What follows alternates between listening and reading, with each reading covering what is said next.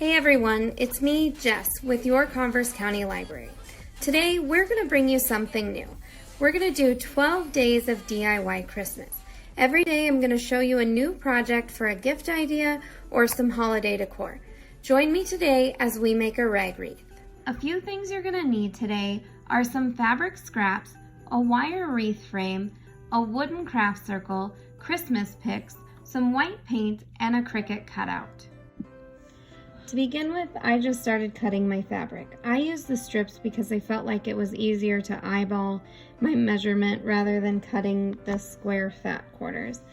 I just cut along the original fold and then folded it in half one more time and cut. I felt like that was a good length, and then I went ahead and cut once in the middle lengthwise. Once I had my strips cut, I laid them out into a pattern and began folding my fabric around the center two tracks of my wreath frame.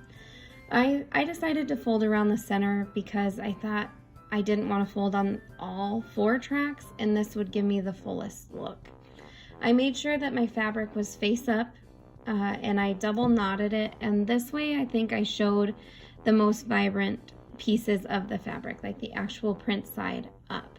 I pushed them pretty close together. It got a little hard towards the end to tie because they got in the way a little bit, but it looks pretty full, and I think this is the look I was going for. So you could definitely just leave it the wreath and call it good, but I wanted to add a little more to it, so I took this wooden craft circle, painted it white with just an acrylic paint, went around all the edges and the back side, and then I drug a wax brush across it just to give it a little more grain look. Let it dry, and then I took my Cricut cutout. I took some transfer tape that I've used a couple of times. I didn't want it to be too sticky because I didn't want it to pull the paint off of my craft circle. Pressed it down pretty good. These cursive letters are kind of tricky, so when I was peeling it, I kept kind of dragging and pulling them off. So you have to go pretty slow, but I did get it. I centered it with my eye, no measurement here.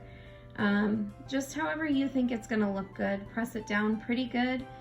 My paint was a little bit wet, but luckily my transfer tape didn't tear off any of the paint. And I'm gonna add, I think, a bow and some greenery to it. And here is what I came up with. And there you have it, my Christmas rag wreath.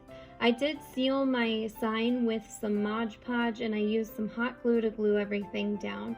I used some twine to connect it, and that's the final project.